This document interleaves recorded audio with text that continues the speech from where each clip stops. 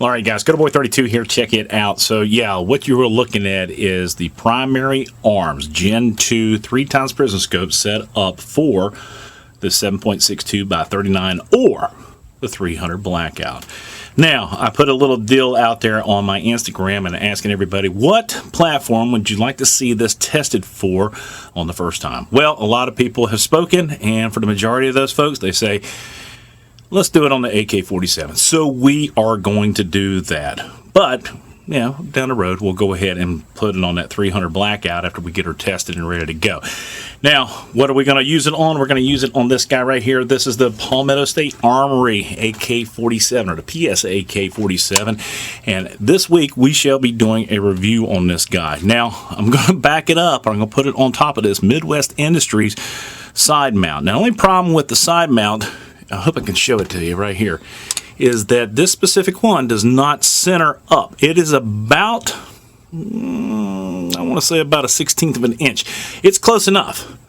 It's what we can use. But I tell you what, if you want a side mount, that's probably one of the better ones to have. All right, so now that we've established what we're going to be testing this specific optic out on, let's talk about the optic itself. Well, there's not a whole lot of information out about these guys. I mean, basically, they sent it to me, said, have fun with it. So what we're going to do is we're going to go from the rear to the front, just like we always do in the majority of our stuff. So what do we got? We got a 3x prism scope. It is the Gen 2 model. It is coming with 2 of these spring-loaded front and rear scope cap thingies.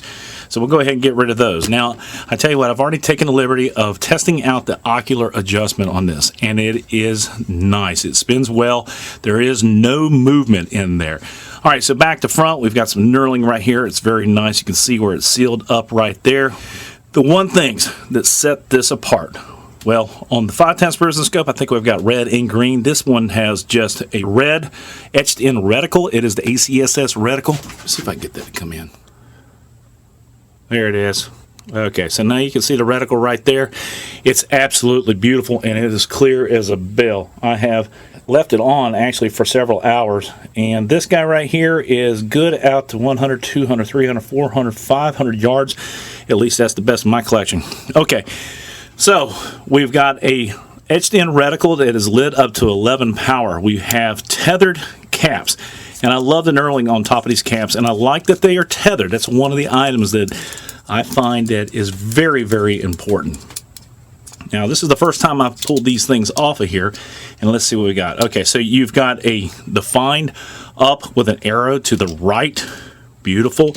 And if they're just like anything on the past, they're going to be probably a 1/2 inch MOA adjustment per click. Go over here and do the same thing here. We'll verify that with a field review here very shortly. Also, look at that. You've got a threaded area up here in the front for a flash kill up there. And then let's talk about these other items that make this a little bit different from the previous version. At least I know on the 5x prism scope, they had a Picatinny rail up here, but unfortunately for that specific scope, it was attached with some type of epoxy covering. Now, as you can see right here, also you've got an O-ring seal here, which is going to make this thing weatherproof and waterproof. Probably an IP67, which means you can submerge it to a meter. I know that the, what's that guy's name over there at the Firearms blog? He sank this thing for a week inside of a bucket and survived quite nice. So again, let's talk about what makes this thing different. Well, you've got a sectional piece right here that can be pulled out of the riser. So all you got to do, they did provide for me these guys right here. Let's go ahead and see if we can pull these off. Yes, we can. Maybe it's because those are going to be a little bit longer. All right, outstanding. Now, I know that this is set up so that you can set it into another scope mount that accepts the ACOG, which is perfect like that. But you can go ahead and bring it in here and set it down low. And we're going to go ahead and install it that way because we are going to be running it on top of our AK-47. We'll take the short screws, bring those in. And I'm going to go ahead and mount it with my tightening knobs to the left. Keep that thing away from my charging handle. Go ahead and set those in place.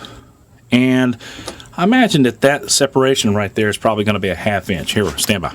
Pull the old calipers out here. Yep, 4.39 inches difference right there. There we go. All right, so go ahead and continue moving forward. As you can feel her, she's tightening up on that blue Loctite that is on the screws already. That's nice that they include that, because on a lot of other optics they do not. And I've actually had optics come loose while sitting there on the rifle. It's kind of crazy. So let's just see real quickly how that looks. Here we go. Very nice. And I know that you can put this on the ACOG riser or the side mount, and it will work quite nicely. Look at that. Isn't that beautiful? Hold on one second. I just got to get a... Oh, yeah. I'm having to keep it up a little higher than I normally would like, but I can live with that. Very nice. Okay. Let's go ahead and pull those off. The only critique that I could give this guy is this. Watch this. Those screws do come off. So one way to eliminate that from happening in the future is you can take a punch or a screwdriver and just reach down there and hammer that right there on the end of the threads. So what that does is it prevents you from losing your bolts or your nuts out there in the wild, even though you probably are going to go lose your nuts anyway. That's a little funny. All right, so moving forward, what we have out here is a 1913 mount, and it is able to be taken off or removed. And they go ahead and they do include a torque wrench right here. Let's go ahead and remove that so we can see how that works out. And we pull that off. All right, so as you can see, all it does is it has a little mounting plate right there, and that's very nice. Okay, so as part of the aesthetics, it's very nice, very good looking, streamlined optic. One of the things you'll notice is that a lot of these optics look the same. Where they differ are the specifications in which they are built. This guy right here, from what I understand and seeing it on the firearms blog, the TFB, man, he beat the living snot out of this thing. Now, am I going to do that? Probably not, because I respect my optics. But as long as somebody else doesn't, I'm good to go.